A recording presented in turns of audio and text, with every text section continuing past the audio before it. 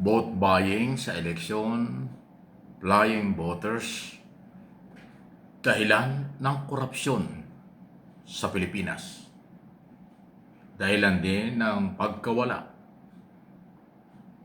pagkasira ng kalikasan at pagbaha dahil sa nawawalang pondo sa flood control at iba pang infrastructure project ng pamahalaan. Diyan po yan nag-uumpisa. Kung mali ang ibinoto nyo na kandidato dahil flying voters kayo, okay? Or mali ang inyong ibinoto dahil hindi nyo alam ang tunay na pagkatao, yan ang dahilan ng problema ng ating bansa. Kung kayo naman ay talagang nagpagamit o binayaran, vote buying, lalo pong masama. Pasintabi na po, kaya ako po pinapaalaala ito. Ito yung nakikita kong mga dahilan kung bakit mali ang ibinuboto ng ating mga botanteng Pilipino sa iba-ibang posisyon sa ating pamahalaan. Lalo na sa mga congressman at senador, hindi ko nilalahat. Yung mga sumabit, garapal na proponent ng mga project sa flood control, kayo ang naglagay niyan. Kayo ang bumoto dyan. Nakuha kayo sa pasayaw-sayaw, pakanta-kanta, at magaling magsalita, at mga gimmick nila. Ibinoto ninyo. Walang qualification, walang kakayanan, paganda at papugi lang ibinoto nyo. Kaya mali ang mga botanteng Pilipino dito at sa abroad. Kung gusto nyong magkaroon ng development, pag-unlad ng bansa, mawala ang korupsyon, magbago na ang mga botante sa susunod na mga eleksyon. Ang may mga nakapending na mga kasong korupsyon, huwag iboto. Ang lutang na alam mong pang sarili lang, wala namang alam at walang kakayanan. Higit sa lahat, walang programa, huwag niyong iboto dahil magnanakaw lang yan. Mang-aabuso lang pag napwesto na.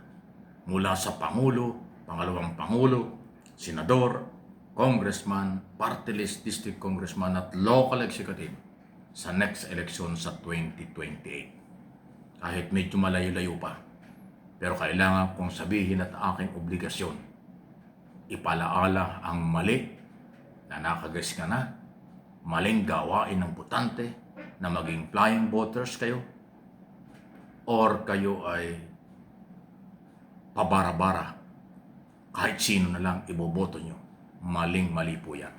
Kaya kayo naghihirap, kaya tayo naghihirap, kaya ganyan na inyong kalagayan, mali ang ibinoto nyo. Marami pong mas magagaling, may prinsipyo, may totoong pagmamahal sa bayan. Yan ang kailangan. Hindi pera, hindi personalidad ang kailangan natin. Yung totoo. Basta may kasong korupsyon, kahit kaso pa lang yan, pag napwesto, lalo yang magiging korap. Basta abusado, pag napwesto, lalong magiging abusado. Pag naghawak ng kapangyarihan at salapi, tapos hindi maipaliwanag kung saan ginamit at paano ginamit, yan ay lalong aabuso pagka binigyan pa ng posisyon. Kaya pag ganyan ang mga record, kung gusto nyong tumino ang bansang ito, kalimutan nyo yan. Hindi kailangan ng utang na loob, hindi kailangan kamag-anak, hindi kailangan kumari o ano man ang relasyon, iboboto mo na. Maling-mali po yan. Sa ibang bansa, ang mayroong kaso ng korupsyon, hindi na kumakandidato. Dahil alam nila hindi sila iboboto ng mga botante. Dito sa atin, kahit alam nilang corrupt sila, kahit alam nilang may mga kasong nakapending sa korte, tumatakbo ba? Para kasangkapan, maging proteksyon sa kanila ang mga posisyong yan. Marami na may mga kaso sa Kongreso, pero congressman. Mga local official, may mga kaso, pero nakaposisyon.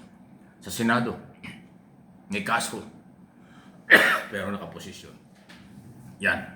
Uy, speaking of kaso, dalawa itong matitinding kinakaharap parehong laglag sa kanyang mga petition, motion, or request. Si Senador Jinggoy Estrada. Kanyang hiniling sa Korte Suprema ay dismiss na yung kanyang kasong korupsyon sa Sandigan Bayan, hindi niya nakuha. Nireject siya. Ang sabi ng Supreme Court, tuloy ang paglilitis doon sa PIDAP ng korupsyon kinasasangkutan ni Jinggoy. Ngayon, meron naman siyang petisyon para magpalabas ng TRO, Temporary Restraining Order, laban kay Engineer Hernandez ng DPWS para pigilan daw magsalita ito. Hindi rin ibinigay ng korte. Bakit naman pipigilan? Ay si Hernandez ay umami na marami siyang alam. Umami na siyang sangkap o sangkot sa korupsyon. Bakit naman pipigilan ng korte? At bakit himiling si Jinggoy Estrada sa korte na ilabas ang TRO, Temporary Restraining Order, para pigilan si Hernandez? Hindi ba pagtatakip ng katotohanan niya?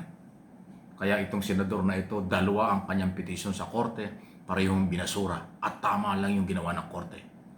Ituloy yung kaso na kanyang kinakaharap sa PIDAP nung nakaraan. Ngayon nasa Sandigan Bayan, iba pa yung bago. At dapat ding ituloy at payagan, sabihin at ilatag ang ebidensya ni Engineer Hernandez laban kay Estrada. So yan ang sinasabi natin, kapangyarihan ang ginagamit para pagtakpan. Ganun ba yan? O pang-asaan yan? Para saan yan, Senador? Bakit yung mga move na yan malayo dun sa paghahanap ng katotohanan ng majority ng Pilipino? Maswerte nga tayo, nagsalita na yung mga engineer at mga kontraktor, kaya nagkaroon ng pag-asa na mababawi ang mga pera at makakasuhan, makukulong ang sangkot dito.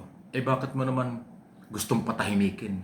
Malinaw na gusto mong patahimikin si Hernandez sa magitan ng Temporary Restraining Order, pero hindi nagpasangkapan, hindi nagpagamit, hindi mo na kumbinsi ang korte para dun sa gustuhan mong i-TRO itong opisyal na ito na kasamahang kinakasuhan na. Kakaiba talaga, Talaga yan. So ito na ho, katulad ng dati, alam na natin, ito na ho yung mga kinasuhan, marami pang susunod.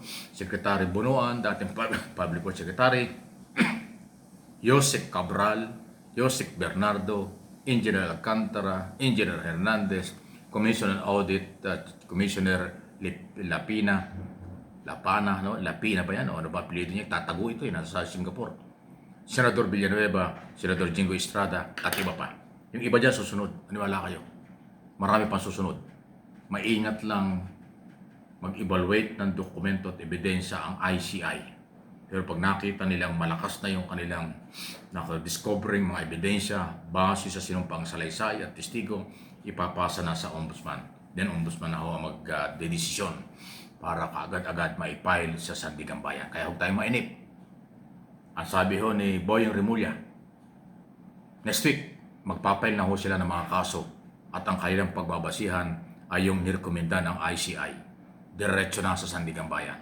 Ang ating abangan at ipagdasal, pag nakarating sa mga justices ng Sandigan Bayan, magpalabas na kaagad sila ng warrant of arrest para magkaulihan na.